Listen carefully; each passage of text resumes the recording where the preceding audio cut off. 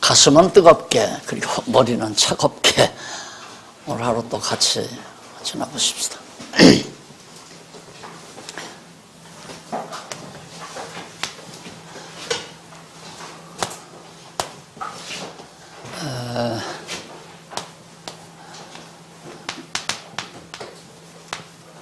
일 1장 18절로부터 3장 20절까지 인간의 불의, 그 다음 3장 21절로부터 11장까지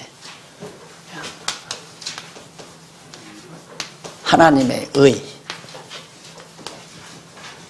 그 다음 12장에서부터 16장까지 예배생활,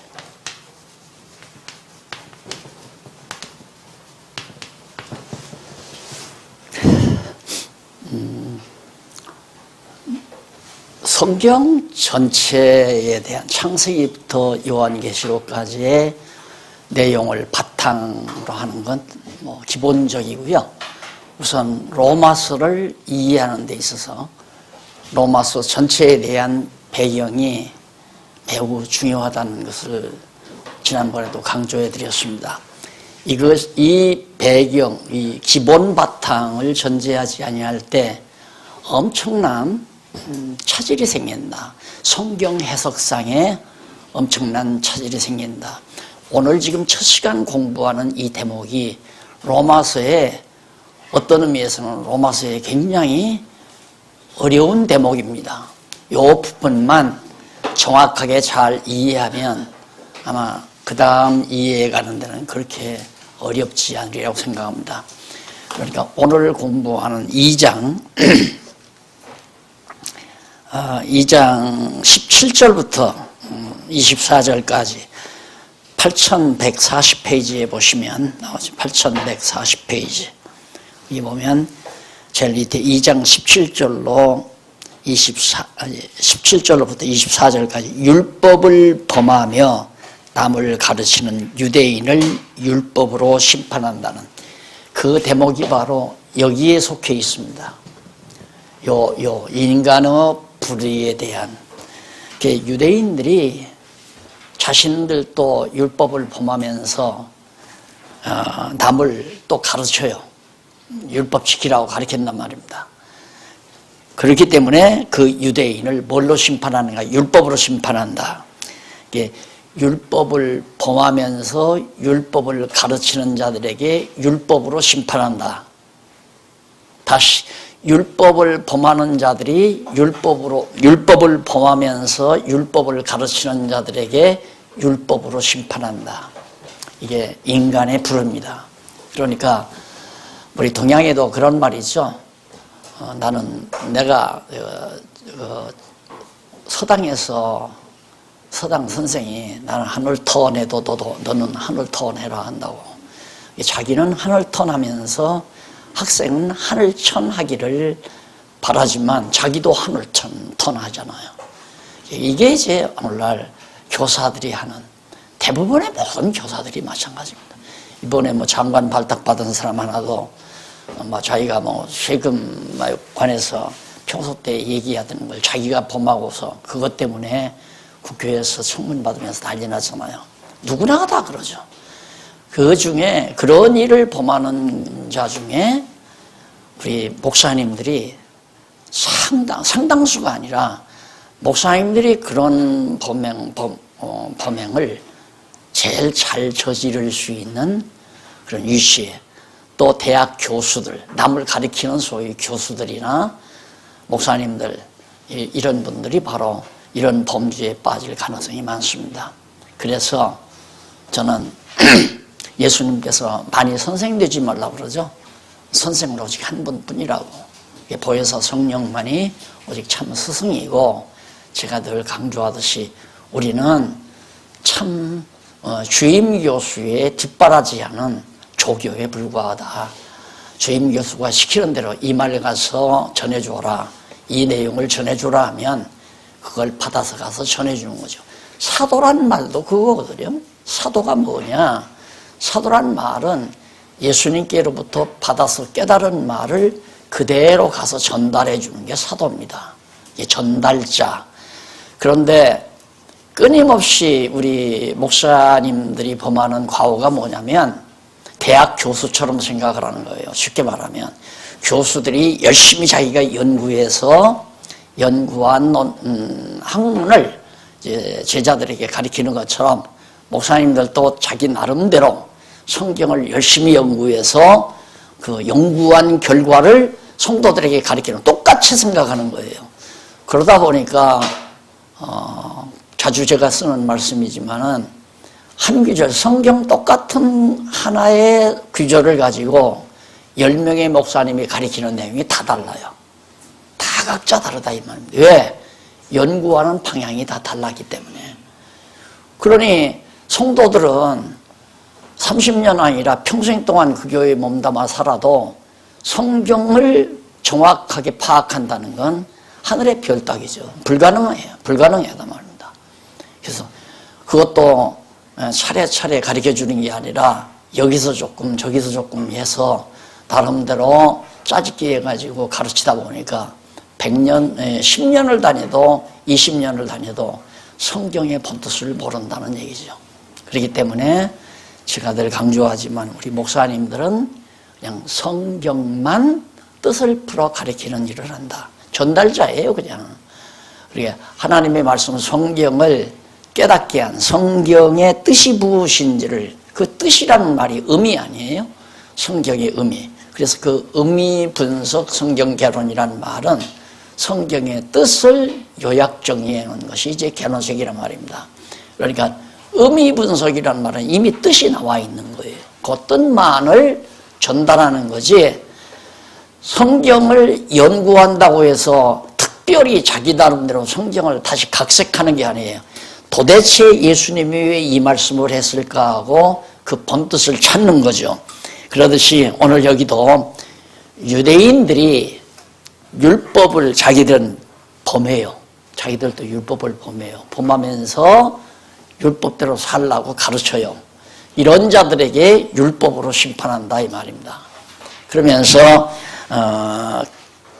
이제 그 사도 바울이 구체적으로 그런 말을 하잖아요. 도적질하지 말라 하면서 반포하는 자들이 도적질하고 있다. 거짓말하지 말라 하면서 자기도 거짓말을 한다.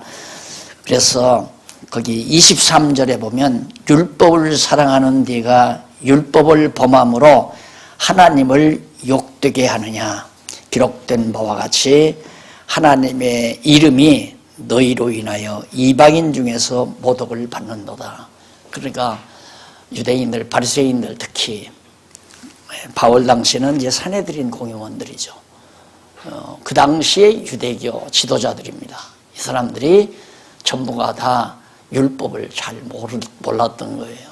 율법의 의미를 잘 모르고 율법을 자기들도 범하면서 성도들에게는 율법을 율법을 지키라고. 제가 학창 시절에 저를 매우 후원해 준 그런 총장님 한 분이, 교장 선생님 한 분이 계셨어요. 대학 시절에. 그런데 그분이 농장을 경영했어요. 큰 과수원을 경영을 했는데 이분이 자꾸만 11조 얘기를 해요. 그러니까 학생들이 이제 그 교장 목사님에게, 목사님 그 과수원에서 나오는 거 다 11조 했습니까? 그 나오는 거에 대해서 11조 했습니까? 그러니까 무슨 소리 하면서 다 하나님 것인데 어디다 11조를 내? 그리고 얘기를 하더라고요. 그게 자기는 11조를 안 하면서 남들에게, 성도들에게는 11조를 하라고. 왜? 자기는 모두가 다 주의 것인데 성도들의 소유는 다 주의 것이라고 생각 안 하는 거죠. 성도들은 10개 중에 하나만 하나님 거니까 내고 자기는 모두가 다 주의 것이기 때문에 특별히 11조 낼 필요가 없다고. 아까우니까 못 낸 거죠. 아까우니까. 그래서 그렇게 돈을 아껴가지고 학교 재단을 만들어 놓습니다. 재단 만들어서 아들에게 물려주는 걸 봤는데 참 이게 가르치는 자가 제일 무서운 범죄를 저지르거든요. 제일 문제입니다. 가르치는 자가. 예, 우리 한국교회도 지금 가르치는 목사님들의 부패 때문에 교회가 지금 뭐 말할 수 없이 지금 무너져 내리는, 이번에도 통합식 교회 하나가 거대한 일 저질러가지고 방송에 지금 난리 아니에요. 자, 그러니까 이런 자들을 누가? 하나님께서는 율법으로 심판한다. 그런 얘기입니다. 그 다음에 2장 25절로 29절에 보면 육신의 할례자인 표면적인 유대인을 율법을 통해 심판한다. 결국 심판의 도구란 말이에요. 율법으로 심판한다 이 말이에요. 율법으로. 그런데 유대인들은 어떻게 생각하냐면 육신에다가 할례를 행하면 돼요. 난지 8일 만에 할례를 행해서 바로 흉터를 가지고 있으면 그게 바로 선택받은 하나님의 백성이라고 자부하는 거예요. 그러니까 생식기 끝에 상처를 내가지고 흉터가 있으면 하나님 백성이고 흉터가 없으면 하나님 백성이 아니라고. 그래서 그 할례라고 하는 의식을 굉장히 중요하게 생각한단 말입니다. 그래서 거기 보면 네가 율법을 행한 적 할례가 유익하나 만일 율법을 범한 적 네 할례가 무할례가 되었느니라. 아무리 할례 행했으면 뭐예요? 율법을 범하고 사는데. 그러니까 할례도 행했으면 율법도 다 지켜야 한다 이 말이에요. 너희들도 율법 다 지켜야 된다. 그래야 율법으로 심판을 안 받는 거 아니냐. 율법으로 심판받는 앞에 가서 심판대 앞에 설 사람이 누구냐. 너희들 할례 받았다고? 아니다. 그런 할례를 받는 의식이나 형식은 다 외식적인 거다 이거예요. 그래서 내면적으로 할례는 마음에 해야 된다. 우리 신약교회도 마찬가지예요. 그냥 목사님에게 유아세례 받으면 천국 가는 줄 알아요. 또 목사님에게 세례 받으면 물로 세례를 베풀면 그냥 천국은 맡아놓고 가는 줄 안다. 그건 아무 관계가 없는 거거든요. 유아세례를 받았든 안 받았든 물세례를 받았든 안 받았든 그것이 구원받는 요건이 되는 건 아니에요. 구원받았다고 하는 하나의 선언적 의미는 될는지 모르지만 그것이 구원의 요건은 아니란 말입니다. 세례받았기 때문에 구원받는다 그건 아니잖아요. 그러듯이 유대인들도 할례 받았기 때문에 유대인이 아니다. 이면적인 내면적인 유대인이어야 유대인이다. 그러면서 거기 28절에 보면 대저 표면적 유대인이 아니요 표면적 육신의 할례가 아니라 오직 이면적 내면이란 말입니다. 이면적 유대인이며 할례는 마음에 할지니 심령에 있고 의문에 있지 아니한 것이라. 그 칭찬이 사람에게서가 아니라 다만 하나님에게서니라. 의문에 있지 않다. 근데 그 의문이란 말은 그람마라는 뜻이거든요. 헬라어로 제일 밑에 줄이죠. 8141페이지 제일 아래 줄에 보면 그게 의문이라는 말은 헬라어로 그람마라고 하는데 바로 기록 또는 책, 문서, 성경이라고도 번역됩니다. 그람마라는 말이 이런 뜻으로 이제 율법 책을 가리키는 말입니다. 의문이라는 말은 율법, 기록된 율법 책. 그래서 이제 29절까지 바로 율법을 통해서 심판받는다. 그러면 심판의 목적은 뭔가? 양쪽 가로 3번 나오죠? 3장 1절로 20절까지. 8144페이지. 여기 조금 복잡합니다. 심판의 목적이 거기 나오는데 3장 1절로 4절에 보면 하나님의 참됨을 고백하게 하려고 불신하는 자를 심판한다. 하나님의 참됨, 의로우심, 선하심, 하나님의 선하심을 고백하게 하려고 우리 성도들로 하여금 하나님을 믿지 아니하는 자를 하나님이 심판한다. 그래서 심판의 목적은 하나님의 참됨을, 선하심을 고백하게 하려는 데 있다. 심판하는 것은. 그런즉 유대인의 나음이 무엇이며 할례의 유익이 무엇이뇨 범사에 많으니 첫째는 너희가 하나님의 말씀을 받았습니다. 유대인들이 먼저 구약성경 하나님의 말씀을 율법을 먼저 받았잖아요. 이것이 너희의 유익이다. 어떤 자들이 믿지 아니하였으면 어찌하리요 그 믿지 아니함이 하나님의 미쁘심을 패하겠느냐. 그러니까 어떤 사람이 안 믿었는데 하나님이 미쁘심, 신실하심입니다. 그러면 예를 들어서 지금 바울이 가상을 하는 거예요. 하나님께서 A라는 사람을 구원하기로 작정을 했어요. 예정을 해놨어요. 근데 이 사람이 안 믿어요. 이 사람이 안 믿으면 하나님은 구원을 못 하잖아요. 그러면 하나님이 이미 구원시키기로 예정을 딱 해놨는데 안 믿으니까 하나님이 구원을 못 시킬 거 아니에요. 그러면 하나님은 미쁘신 게 신실하신 것이 아니라 신실하심이 무너져 버리는 거예요.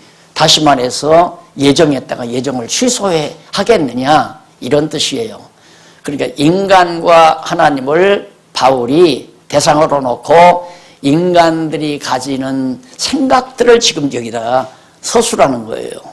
그러니까 하나님은 신실하기 때문에 한 번 구원시키기로 예정했으면 반드시 구원시킨다 이 말이에요. 그런데 구원시키기로 예정을 했는데 A라는 사람이 예수를 안 믿어요. 그럼 하나님께서 구원 못 시킬 거 아니냐. 그러면 하나님의 신실하심이 패하는 거 아니냐. 어떻게 생각하세요? 자, 이런 문제에 대해서 이 성경 전체, 적어도 1장 18절로부터 3장 20절까지의 내용을 전체 바탕 깔고 이해하지 아니하면 참 골치 아픈 문제입니다. 정말로 어려워요. 그러면 하나님은 신실하심을 지키려면 구원해 줘야 되고, 구원해 주는 데는 믿음과 관계없이 구원해 줘야 돼요. 믿어야 구원하는데 믿지 않냐는데도 하나님은 당신의 신실하심을 지키기 위해서 구원해 줘야 되느냐. 이런 것들이 이제 정말 우리가 깔끔하게 정리하기가 매우 힘든 거죠. 그리고 또 나와요. 그 뒤에 보면 어떤 자들이 믿지 아니하였으면 어찌하리요. 어떤 사람이 안 믿었다. 그 믿지 아니함이 하나님의 미쁘심을 패하겠느냐. 하나님을 믿어야 될 사람인데 왜 구원 얻기로 정해놓은 자, 작정에 예정된 자니까 믿어야 구원 얻잖아요. 그런데 안 믿음으로 하나님의 미쁘심, 신실하심, 참되심을 패해버리느냐. 완전히 하나님은 진실하지 않다, 의롭지 않다 이렇게 할 수 있느냐 이 말이에요. 그러면서 계속해서 패하겠느냐? 그럴 수 없느니라. 4절에 나오죠. 그렇게는 안 된다. 왜냐하면 사람은 다 거짓되되 오직 하나님은 참되시다 할지어다. 인간은 모두가 다 거짓되다. 그런데 하나님만이 참되시다. 그렇게 해야 된다 이 말이에요. 그러면서 기록된 바 주께서 주의 말씀에 의롭다함을 얻으시고 판단받으실 때에 이기려 함이라 함과 같으니라. 주께서, 그러니까 왜 하나님께서 심판을 하시는가? 당신의 의를, 야 정말 하나님만이 진짜 참되신 분이로구나. 그러니까 인간이 믿거나 말거나 상관이 없어요. 하나님은 그냥 절대선이죠. 절대적인 불변의 선이란 말입니다. 인간의 어떤 행위 여하에 따라서 선이 됐다가 악이 됐다가 그럴 수 있는 선이 아니라 절대적인 선이다. 그걸 일단 논리 과정에서 정리하고 넘어가요. 아직 다 안 끝났어요, 얘기가. 자, 그러면서 성경을 인용하면서 이제 바울이 그렇게 말을 해요. 그러면서 계속해서 3장 5절로 8절에서 하나님의 의를 드러나게 하려고 인간들의 불의를 심판을 한다. 왜 하나님은 심판하나? 심판의 목적이 뭔가? 하나님의 의를 절대의죠. 선의를 드러나게 하려고. 앞에서는 1절로 4절에서는 하나님의 참됨을 인간들로 하여금 고백하게 하려고, 두 번째는 하나님의 의를 드러나게 하려고 인간의 의롭지 못한 불의함을 심판한다, 그런 뜻이에요. 그러나 우리 불의가 하나님의 의를 드러나게 하면 무슨 말 하리요? 인간이 불의하기 때문에 하나님의 의가 드러난다면 뭔 말 하겠느냐? 내가 사람의 말하는 대로 말하노니 진노를 내리시는 하나님이 부러워하시냐? 결코 그렇지 아니하니라. 만일 그러하면 하나님께서 어찌 세상을 심판하려? 하나님은 불의한 분이 아니다. 의로우신 분이다. 그러면 인간들의 불의가 하나님의 의를 드러나게 했다면 결국 하나님이 불의하시냐? 왜 인간을 불의하게 해서 당신의 의를 드러내냐? 하나님 불의하다. 이게 하나님과 인간을 상대적으로 놓고 그렇게 논리를 지금 바울이 전개해 가면서 그렇지 않다. 만일 그러하다면 하나님께서 어찌 세상을 심판하겠냐? 의롭지 못한 분이 어떻게 심판주가 되느냐? 그러나 나의 거짓말로 하나님의 참되심이 더 풍성하여 그의 영광이 되었으면 어찌 나도 죄인처럼 심판을 받으리요? 무슨 얘기냐면 인간이 불의함으로, 내가 불의함으로 하나님의 의가 드러났다. 내가 거짓말을 했으므로 하나님의 의가 드러난다. 그러니까 나는 거짓말을 많이 해서 하나님의 의가 더 많이 드러나게 해야 되겠다. 그러면 내가 거짓말을 함으로 하나님의 의가 드러났으면 왜 하나님이 나를 불의하다 하느냐? 나도 공로자 아니냐? 하나님의 의가 드러나는데 내가 공로자 아니냐? 우리 신학교에서 학생들이 교수에게 질문하는 질문 똑같은 비슷한 거예요. 예수님을 가룟 유다가 팔아서 예수님이 십자가 지고 우리를 구속사역을 했으면 구속사역의 공로자 아닙니까? 가룟 유다가. 그런데 왜 가룟 유다가 벌을 받아야 됩니까? 지옥을 가야 됩니까? 그렇게 묻는 학생들, 그 학생 학점만 나와가지고 해먹었어요. 그런 거 질문해가지고. 그러니까 교수가 대답 못하니까 그럴 때 이런 데를 이용해서 깔끔하게 대답했으면 좋겠더구만. 또 내가 얘기해주면 교수 망신당하잖아요. 오른쪽 가만히 있었는데 참 죽을 맛이죠. 대답은 못하고. 당신 이름이 뭐야? 어느 교회야? 딱 물어요. 너는 죽었다. 아니나 다를까 좀 안 나오죠. 그 얘기에 지금 바울이 내가 거짓말함으로 하나님의, 내가 죄를 불의한 일을 행함으로 하나님의 의가 드러났다면 왜 하나님이 나를 책망할 이유가 없지 않느냐? 나는 하나님의 의가 드러나기 위해서 내 불의를 행한 건데, 이렇게 얄궂게 인간들이 질문할 때 사람의 예대로 말한다면서 말하잖아요.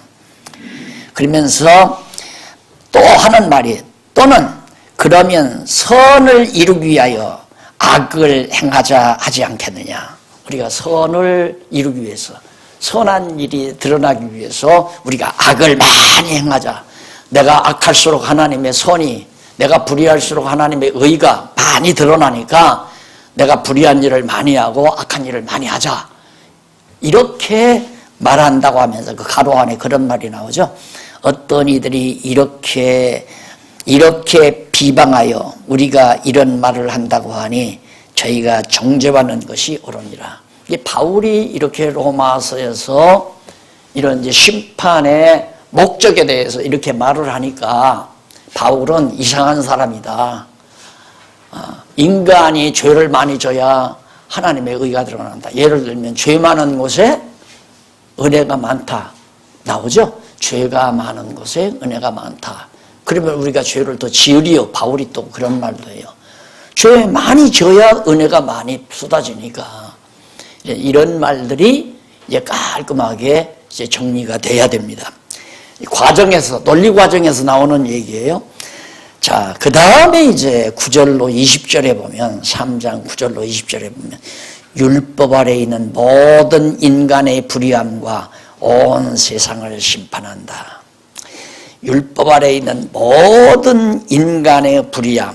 그래요. 여기 전제가 있어요. 율법 아래.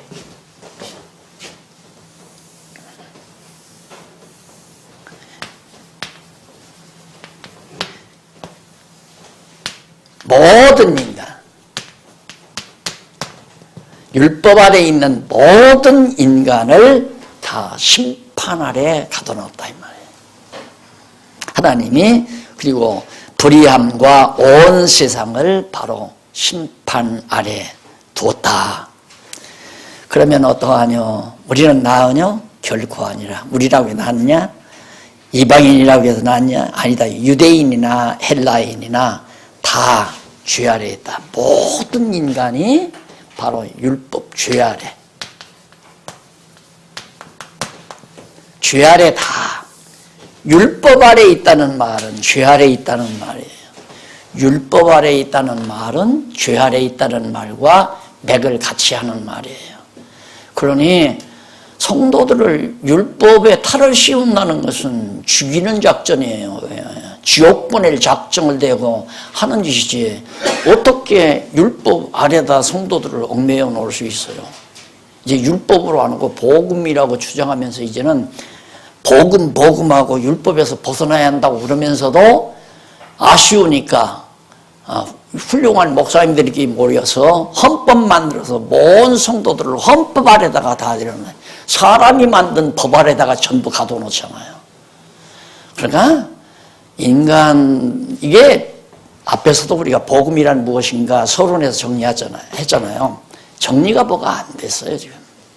교회 지도자들이 소위 목사님들이나 신학자들이 이게 정리가 안 된 거예요. 그러니까 율법 아래 자꾸만 교인들을 율법으로 끌고 가죠. 내가 언젠가도 말씀드렸지만 한국교회가 되진 것은 세 가지예요. 첫째, 안식일. 안식일이니까 안식일 범하지 말라. 주일날은 안식일이니까 다 나와라. 안 나오면 벌 받는다. 안식일 범하면 그건 복을 못 받는다 이 말이에요. 그 다음 또 하나는 11조. 다 안식일이나 11조나 다 율법 아니에요? 전부. 11조는 하나님 것이니까 그거 안 내면 도둑놈이다. 도둑놈 하나님 복 주겠나. 그리고 그 다음 성전. 예배당 지어놓고 성전.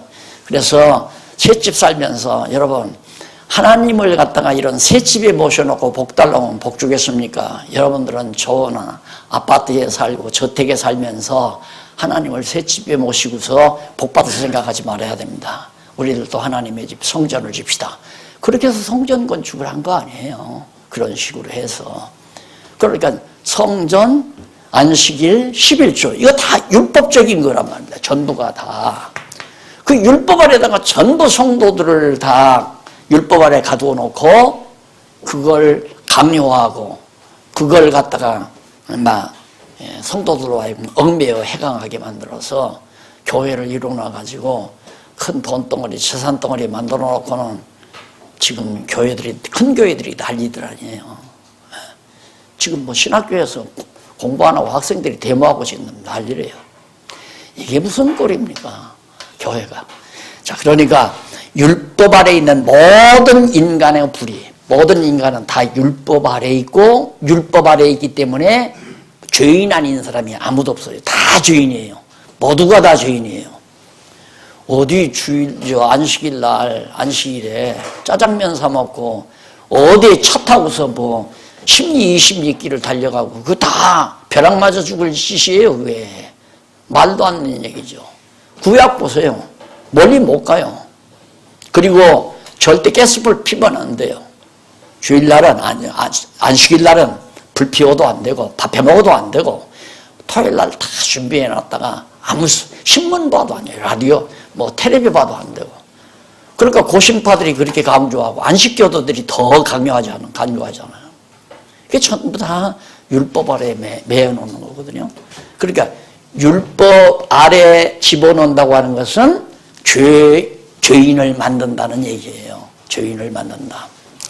자, 여러분 사회적으로 악한 일을 행해요. 악한 일을 좀 나쁜 일을 했어요. 나쁜 일을 했는데 붙잡아다가 막상 법조문을 찾아보니까 형을 가할 수 있는 법이 없어요. 그럼 이제 사회적으로 여론이 일어납니다. 아, 그거에 대한 법을 만들어야 된다. 법을 만들어야 된다.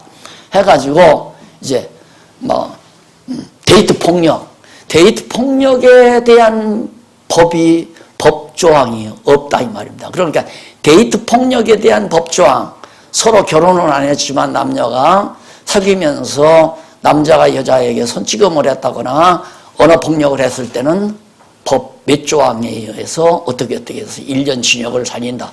이렇게 법을 만들어야 된다. 법을 만들어서 죄인 만들어야 형이 되잖아요. 그러니까 이미 율법을 있는 법을 가지고 성도들을 법 아래다가 율법 아래다 자꾸 집어넣으니까 전부가 다 죄인이 되고 심판 안에 있게 되진다. 논리적인 내용은 바로 이렇게 되진다 이 말이에요. 자, 이렇게 해서 바울이 얘기하면서 지금까지 지금 1장 18절부터 3장 20절까지 거의 얘기하는 이 모든 얘기는 어디 나오느냐 하면 19절에 한번 보세요. 중요한 대목입니다. 19절 3장 19절 우리가 알거니와 무릇 율법이 말하는 바는 율법 아래에 있는 자들에게 말하는 것이니 이는 모든 입을 막고 온 세상으로 하나님의 심판 아래에 있게 하려 함이니라. 지금까지의 내용은 율법 아래에 있는 자들에게 율법으로 말하는 것이다. 그게 논리 과정이다. 그러니까 일단은 인간이 왜 전부가 다 불의하냐? 전부가 하나님께서 율법 아래에 가둬놨기 때문에, 율법 아래 우리를 있게 했기 때문에 죄인 아닌 사람이 한 사람도 없다. 의인은 없나니 한 사람도 없다고 그랬죠. 여기서 벗어날 사람이 없어요. 율법 아래 있게 되면. 그래서 함이라 온 세상으로 왜 그러면 율법 아래 있는 자들이 이렇게 말하는 건가? 그 까닭은, 율법 아래 있게 하는 그 까닭은, 이는 모든 입을 막고, 모든 입을 막는다는 말은 불평불만하지 말게 하려고. 앞에서 하나님의 소원을 드러나기 위해서, 의가 드러나기 위해서 우리는 불의를 많이 행하자. 이렇게 말하지 못하게 하려고, 입을 막으려고 하나님께서 율법 아래 이렇게 다 가둬놨다 이 말이에요. 전부가 다 죄인이니까. 죄인이 무슨 말을 하겠어요. 그러면서 그러므로 입을 막고, 또 하나는 온 세상으로 하나님의 심판 아래에 있게 하려고. 모든 이 온 세상으로 하여금 하나님의 율법으로 심판한다고 그래서 하나님은 율법으로 심판한다. 그러니까 율법으로 심판하는 심판 아래 온 세상으로 하여금 심판받게 하려고 그렇게 했다. 그러니까 여러분, 지금 인간의 불의한 상태에서는 바로 이 상태예요. 그러니까 우리가 예수 그리스도 하나님의 의가 나타나지 아니하면 너나 할 것 없어요. 유대인이나 헬라인이나 온 세상 인류가 다 신부나 수녀나 목사나 감독이나 할 것 없이 교황이나 일반 성도나 죄수, 감옥에 있는 죄수들이나 하등 다름없이 모두가 다 죄인이에요. 죄인 아닌 사람이 하나도 없다 이 말이에요. 전부가 다. 의인은 아무도 없어요. 한 사람도 없어요. 어디에서? 율법 아래에서. 율법 아래 들어가면 의인 될 사람이 아무도 없다 이 말입니다. 그러면 왜 하나님이 율법으로 온 세상을 이렇게 심판하게 하려고 율법 아래 두셨는가? 인간들로 하여금 하나님 앞에 반항하지 못하게 하려고. 하나님 왜 내가 당신의 손을 드러내기 위해서 내가 악을 행했는데 왜 나를 자꾸 나를 왜 뭐 때문에 책망하십니까? 내가 공로자인데, 이런 말 하지 못하게 하려고. 내 불의함이 하나님의 의를 드러냈으니 나를 하나님이 심판하시면 안 됩니다. 이게 이제 아까 학생이 교수에게 질문하는 똑같은 질문이라 이 말입니다. 이런 인간들의 입을 막아버리고 온 세상으로 심판을 받게 하기 위해서 전부 다 율법 아래 두어둬 버린 것이다. 자, 이걸로 끝나버린다면 절망이죠. 아무도 소망이 없습니다. 그런데 우리가 지난번에도 말씀드렸지만 요 1장 18절로부터 3장 20절에 나오는 성경 구절 한두 구절을 딱 떼가지고 율법에 한두 구절을 떼가지고 율법을 행하는 자가 나야 의롭다함을 얻는다. 율법을 듣는 자가 아니라 율법을 행하는 자라야 의롭다함을 얻는다. 이 성경 구절을 봐라. 율법 행해야 되지 않느냐. 그래가지고 율법을 행해야 된다고 안식일도 지키고 뭣도 하고 하라고 자꾸 그러면 참 한심한 일이죠. 그러니까 지금 그 문서설자들이, 문서설을 주장하는 자들이 성경을 보면 뭐가 정리가 안 된다 이거예요. 어디에서는 율법을 지키라고 했다가 율법으로는 의롭다함을 얻을 육체가 아무도 없다. 예수 그리스도를 믿음으로 말미암아 의롭다함을 얻는다. 예수를 믿음으로 말미암아 의롭다함을 얻는다고 했다가 또 율법을 행하는 자라야 의롭다함을 얻는다.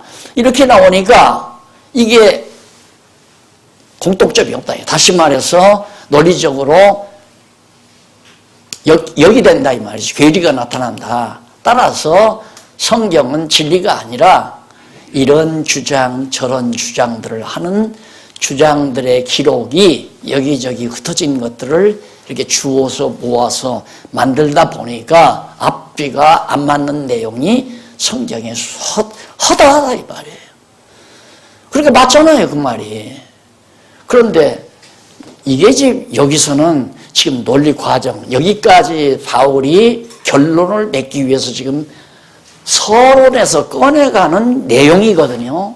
그 내용 속에서 하는 얘기이기 때문에 이건 논리 과정적으로 봐야 되는데 이것을 결론적으로 봐서 율법을 행하는 자라야 의롭다함을 얻는다고 성경이 말하지 않았느냐. 그러니까 율법을 지켜야 된다. 이쪽에서는 그렇게 강조하고 무슨 소리냐.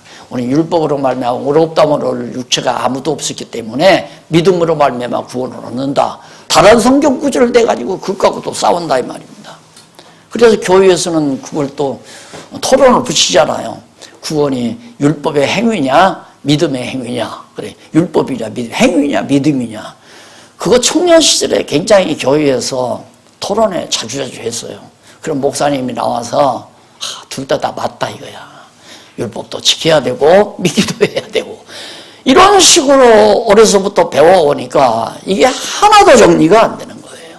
나중에 알고 보니까 전혀 성경은 일관되게 얘기해요. 일관되게 얘기하는데 문서설자들이 자꾸만 이 문서를 조각조각 나누어 가지고 여기서는 이렇게 말하고 여기서는 이렇게 말하는 거 보니까 이것은 다른 사람이 있었고 이건 또 다른 사람이 있었고 이런 식으로 해서 문서 조각지들을 주어서 편집하다 보니까 앞뒤가 논리가 안 맞는다.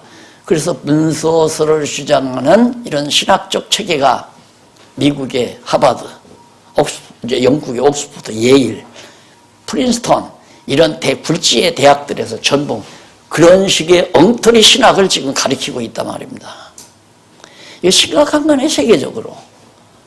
자, 그러니까 지금 나는 이 강의를 하면서 지금 아까도 말했지만 가슴은 뜨겁게 머리는 차갑게 말씀을 드렸는데 이 속에서 열이 오르거든요. 이런 얘기면 이거 큰일 난 거예요 지금. 세계 굴지의 기독교 대학들 이런 대학들이 전부 이런 엉터리 잘못된 신학 교리를 가리키고 있다 이 말입니다. 그러니까 기독교가 무너질 수밖에 없죠. 한국 교회도 이거 정리를 못하고 있어요. 어떻게 율법을 행하는 자야 의롭다함을 얻는다고 분명히 말을 했는데 율법을 행해야 될 거 아니에요. 그러니까 궁여직책으로 어떻게 하느냐면 구원은 믿음으로 받고 상급은 행위로 받는다. 구원받은 이후의 생활은 율법을 지켜야 된다. 이것이 가장 복음적인 논리체계예요. 지금 우리나라 보수진영에서 보수주 교회가 그것도 엉터리 같은 소리예요. 말도 안 되는 얘기지. 여기 이제 생활이 나오잖아요. 이거 다 정리가 되거든요. 자, 이렇게 해서 일단은 3장 20절까지 해서 인간이 불의한 이유가 하나님께서 율법을 주어서 율법 아래 가둬놓고 보니까 의인은 없나니 한 사람도 없도록 전부가 다 불의하다. 이 얘기예요 지금. 그러니까 율법으로 말미암아서는 의롭다함을 얻을 육체가 없는 거예요. 왜? 율법은 듣는 자가 의인이 아니라 율법을 행하는 자라야 의롭다함을 얻기 때문에. 이제 알겠죠? 왜 율법 아래에 있으면 의인이 없나? 율법을 듣는 자가 의인이 아니라 율법을 행하는 자라야 의인이기 때문에 율법을 행할 수가 없다 이 말입니다. 도저히 율법을 행할 수가 없기 때문에 결국 율법 아래서는 의롭다함을 얻을 육체가 한 사람도 없다. 그러니까 그 말은 바로 앞뒤가 잘 맞는 말이거든요. 그런데 그걸 앞뒤가 틀리다고 생각하는 거예요. 앞에서는 율법을 행하는 자가 의롭다함을 얻는다고 했다가 뒤에 와서는 율법으로 말미암아 의롭다함을 얻을 육체가 없다고 그랬다가 그러면 이게 앞뒤가 안 맞지 않느냐? 앞뒤를 맞게 하려면 접속사를 잘 붙여야죠. 어떻게? 율법을 듣는 자가 의인이 아니요 율법을 행하는 자라야 의인이기 때문에 의로운 자이기 때문에 율법으로 말미암아서는 의롭다함을 얻을 육체가 아무도 없다. 왜? 율법대로 행할 수가 없으니까. 맞잖아요. 앞뒤가 정확하게 맞는 얘기란 말입니다. 이것이 율법과 믿음, 율법에 있어서의 우리 신앙인들이 가져야 될 기본 바탕이에요. 지금 그 기본을 깔아준 거거든요, 이게. 인간의 불의란 뭐냐?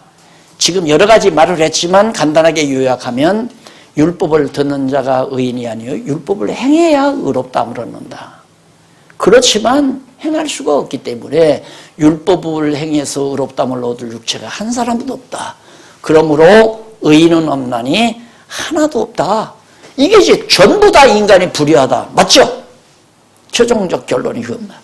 3장 20절까지. 그럼 3장 21절부터 11장까지는 뭐냐? 하나님의 의의 시련입니다. 시련.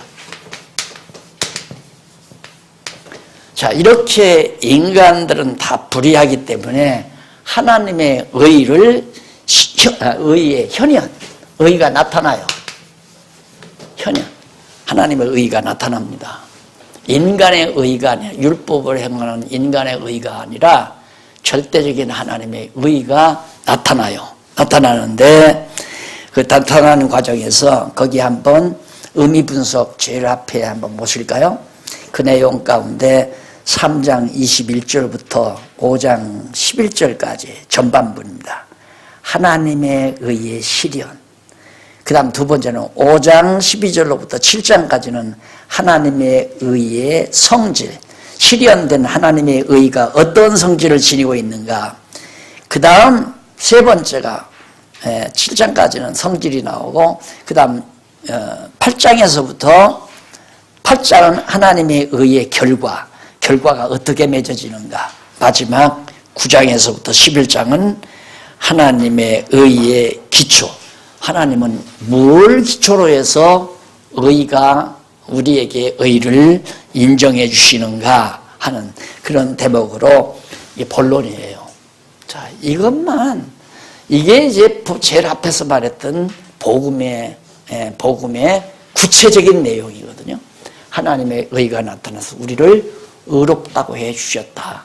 이렇게 불의한 인간을 하나님의 의가 나타나셔서 우리에게 그 의를 덧입혀 의롭다고 해 주셨다. 그래, 이스라엘 백성 가운데 레위 자손도 다 거룩하지 못한 인간 아니에요. 그런데 레위 자손들을 거룩한 제사장 만들어서 하나님 앞에 제사를 드리게 하시려고 어떻게 하시느냐? 성의 제사장 의복을 만들어요. 에봇과 그다음 견대 등등 성의를 만들어 식조를 해서 거기다가 기름을 붓고 제사장이 입혀서 거룩하다고 해준 거예요. 거룩하다. 옷을 입혀서. 그게 뭐냐면 하나님의 의의 옷을 오늘 우리 불의한 우리 인간들에게 입혀서 의롭다고 칭해준다는 그런 진리를 모형적으로 보여준 거거든요. 그러니까 하나님의 의를 우리에게 의가 나타나서 의가 실현이 되는데 첫째, 하나님의 의의 실현 3장 21절로 5장 11절까지 나오죠. 이쪽 8151페이지. 그 가운데 이제 양쪽 가로 1번에 보면 밑에 실현의 방법, 어떻게 의가 나타나서 우리에게 의를 실현해 주는데 어떤 방법으로 의를 실현해 주시는가, 그의 이제 실현의 방법을 알려주는 게 3장 21절로 31절까지 나타나요. 첫째, 3장 21절로 26절에 보면 하나님의 의가 나타나 그리스도의 구속으로 의롭다고 칭한다. 예. 하나님의 의가 나타났다는 말은 하나님의 아들 예수 그리스도가 이 세상에 오셨다는 말과 맥을 같이 하는 말이에요. 그러니까 인간들을 율법에 가두어서 전부 불의하게 만들어 놓고 하나님의 의 되신 예수 그리스도가 처녀의 몸을 빌려서 이 땅에 어떻게 하시려고 의를 우리에게 실현시키려고 예수님이 오셨다. 그래서 그리스도의 구속으로 의롭다고 해준다 이 말이죠. 이제는 율법 외에 하나님의 한 의가 나타났으니 율법과 선지자들에게 증거를 받은 것이라. 율법과 선지자라면 구약이죠. 율법과 선지와 시편이 누구에 대해서 증거한 거다? 내게 대하여. 예수님이 그랬죠. 누가복음에서 예수님이 율법과 모세의 율법과 선지자의 글과 시편이 예수님 당신에 대하여 증거한 것이다. 그러니까 하나님의 의가 나타났다는 말은 예수 그리스도가 율법과 선지자에 증거한 예수 그리스도가 이 땅에 오신 것을 말하는 거라 이 말입니다. 그래서 곧 22절 곧 예수 그리스도를 믿음으로 말미암아 모든 믿는 자에게 비치는 하나님의 의인이 차별이 없느니라. 그러니까 구약에서 이미 증거된 예수 그리스도를 믿는 믿음으로 말미암아 모든 믿는 자에게 미치는 하나님의 의다. 그죠? 예수 그리스도를 믿는 자에게는 모두가 다 하나님의 의가 미쳐가지고 의인이 되진다 이 말이에요. 의인이 되진다. 그래서 차별이 없다. 헬라인이나 유대인이나 아무 차별이 없다. 그럼 모든 사람이 다 그렇게 되는가? 믿는 자만이. 그럼 누가 믿는가? 믿음은 하나님께서 선물로 주는, 뒤에도 나와요 이제 그런 문제들이. 자, 그러면서 모든 사람이 죄를 범하였음에 하나님의 영광에 이르지 못했더니, 모든 사람이란 모든 인류를 말합니다. 모든 인류가 다 죄를 범했다. 왜? 아담이 죄를 범할 때 다 아담과 함께 범죄를 했을 뿐만 아니라 죄인으로 이 땅에 태어났잖아요. 아담의 자손으로. 우리가 태어났기 때문에 죄인으로 태어나서 죄 짓고 사는 거죠. 그러니까 죄를 졌기 때문에 죄인이 아니라 죄인이기 때문에 죄 짓고 사는 겁니다. 근데 우리는 자꾸만 죄를 졌기 때문에 죄인이라고 생각하는 거예요. 아니, 근본 태어날 때, 우리가 세상 태어날 때 죄인으로 태어나요. 왜? 죄인의 자식이니까. 아담의 후손이니까 죄인으로 태어난단 말입니다. 죄인이 죄 짓는 건 당연하잖아요. 그러니까 행하는 것마다 죄하는 게 없어요. 예수 그리스도를 믿기 전에는 밥 먹는 것도 죄고, 잠자는 것도 죄고, 모든 공부하는 것도 죄고, 출세하는 것도 죄고, 돈 버는 것도 죄고, 모두가 죄하는 게 없습니다. 죄인들이 행하는 게 전부 범죄하는 일이란 말입니다. 왜? 자기를 위한 일이니까. 자, 이렇게 해서 모든 사람이 죄를 범하였으며 하나님의 영광에 이르지 못하더니 그리스도 예수 안에 있는 구속으로 말미암아 하나님의 은혜로 값없이 아무 대가 없이 의롭다 하심을 얻은 자 되었느니라. 얻은 자 과거 완료예요. 얻었어요 이미. 오늘 우리들이 다 하나님 앞에 거저 은혜로 공짜로 의롭다함을 거저 얻은 것이다. 자, 예를 들면 우리가 친구들 대놈이 모여서 학교 다닐 때 남의 오이밭에 가서 오이를 같이 따먹었어요. 따먹었는데 다소님이 똑같이 다 나쁜 짓 했단 말입니다. 그런데 주인이 붙잡아다가 전부 경찰서에 집어넣었어요. 경찰서에 데리고 갔어요. 경찰서에 가니까 경찰에 이제 하나하나 너 몇 개 먹었어? 몇 개 먹고 다 따지더니만 이놈들 당장 구치소에다 집어넣어 버린다고 그러니까 한 번만 용서해달라고 사정을. 그러니까 다시 또 하거라 그러니까 다시는 할 거요. 다시는 할게요. 다시 한 번만 용서해주세요. 그러니까 다 용서를 받았어요. 거저 공짜로. 이제 감옥에 안 가고 다 풀려났어요. 풀리고 나오면서 야 이 자식아 왜 남의 뭐 했다 먹어 이런 말 할 수가 없죠. 왜 같이 했으니까. 그런데 우리가 그렇게 산다 이 말입니다. 솔직히 다 죄인이에요. 전부가 다 죄인이었어요. 그런데 하나님께서 거저 우리를 공짜로 대가 없이 의인이라고 해주고 나니까 저 새끼 참 나쁜 놈이야 저거. 아주 사악한 놈 새끼야 저거. 남 비판하고 비방하고 욕하고. 그 말은 자기는 의롭다 그 말이거든요. 그럼 남을 비방을 왜 하는가? 자기 과시하기 위한 하나의 수단이에요 이것이. 남을 비난하는 건 나는 잘났다고 하는 것을 나타내기 위한 수단이란 말입니다. 있을 수가 없는 얘기거든요. 그래서 비판하지 말라는 거예요. 누가 누구를 비판해요? 다 용서 안 받았는데, 다 거저 용서 안 받았는데 누가 누구를 나쁜 놈이라고 정죄하느냐 이 말이죠. 불가능한 거죠. 그러니까 정말 예수님 하나님께서 우리를 거저 아무 대가 없이 공짜로 믿는 우리로 하여금 믿음을 주어서 의롭다 하심을 얻게 했다.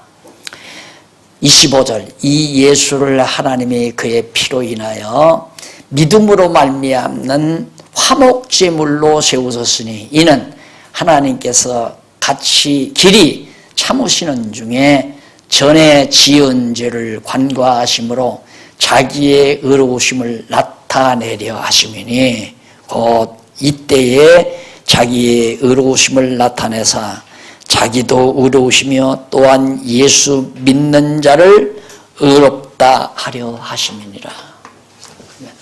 왜 하나님께서 율법 아래 모든 인간을 가두어 놓고 죄인이라고 했는가? 하나님의 의를 드러나게 하려고, 하나님의 의를 나타내게 하려고. 하나님의 의가 바로 이 모든 죄를 다 그리스도의 피로 제거해버리고 하나님의 의의 옷을 입혀서 우리를 의롭다 하심으로 말미암아 하나님도 의로우시고 의롭다함을 받은 우리도 의인 되게 하시려고 하나님이 그렇게 하셨다. 절대 남 비난하고 욕하는 건 복음을 모르기 때문에 하는 얘기입니다. 예를 들어 누가 지금 지금 오늘 또 막 나쁜 짓 해가지고 뭐 사표 내고 뭐 또 나가고 뭐 돈 몇 억 해먹고 그러면 그런 걸 볼 때 아이고 병신 같은 새끼 그걸 돈이라고 받고 왜 저렇게 병신 짓을 해 이렇게 하면 안 되죠. 나를 하나님께서 저런 자리에 두셨다면 나도 저럴 수밖에 없는 인간이다. 그런데 어떻게 나를 저런 환경 속에 빠지지 않게 하나님이 나를 붙들어 주셨을까? 그래야 하나님께 감사가 나오잖아요. 그리고 그런 잘못을 저지르고 맥이 풀려가지고 물러나는 사람을 보면 측은하고 안타깝고 요즘은 그런 적폐청산해가지고 막 계속 쏟아져 나오잖아요. 몇십억씩 해먹고 몇 억씩 해먹고 하는 사람들. 우리도 다 그 자리에 가면 그렇게 돼요. 우리 목사님들 보세요. 예를 들어서 생각해봐요. 주일날 딱 경건에 치르고 나니까 와 연보가 푸대로 5푸대가 나와서 5푸대로 막 이만 푸대로 세보니까 와 이 돌이 한 주일에 나온다니 5억이라. 그러면 우리라고 해서 그런 환경 속에 놨으면 안 빼돌릴까? 비자금 안 만들어요? 하나님이 안 지켜주면 다 만들어요. 누구나 다. 그런 자리 하나님의 나로 하여금 빠지지 않게 하셨으니까 다행이죠. 이게 불쌍하잖아요. 그래가지고 교회에 그냥 난리가 나고 비난의 대상이 되고 사회적 지탄거리가 되고 지금 사회에서는 좋지요 지금 막 교회가 그렇게 다 난리가 나니까 그렇지 않아도 기독교 교회 미워가지고 난리인데 그러니까 우리는 형제를 비평하지 말라 비판하지 말라 비판하는 그 비판으로 너 자신이 비판을 받는다. 비판한다는 건 율법으로 비판하는 거 아니에요. 그렇죠. 율법으로 저놈 나쁜 놈이다. 더 도둑질했다. 비자하면 그거 다 도둑질한 거 아니에요. 너 저 도둑놈이다. 율법에 의해서 저놈 나쁜 놈 했다 이 말이야. 그럼 너는 나쁜 놈 아니냐. 참외 하나를 도둑질해 먹어서 먹었고 에? 남의 것 단돈 1,000원을 떼먹었어도 도둑질이고 다 인간에는 그런 죄성이 누구나가 다 있는 거기 때문에 그래서 절대 비판해서는 안 된다. 자, 그 다음에 이제 넘어가서 3장 27절로 28절 보면 거기 보면은 의롭다 칭함은 율법의 행위가 아닌 믿음의 법으로 얻는 것이다 라고 나오죠. 결론 나왔죠. 우리가 의롭다함을 얻는 것은 믿음의 법으로 믿음으로 말미암아 의롭다 없는 거지 행위로 말미암아 없는 거. 의롭다 칭함은 율법의 행위가 아니에요. 그러니까 앞에서는 율법을 행하는 자가 의롭다함을 얻는다고 했잖아요. 그걸 이런 구도 속에서 논리적 구도에서 이해를 해야 빨리 납득이 오지 그렇지 않고 일부분만 읽고 나면 죽어도 밤새껏 기도하면서 연구해도 필요 없어요. 몰라요. 차 한잔 드시면서 배운 거 정리하고 계속해서 하십시다.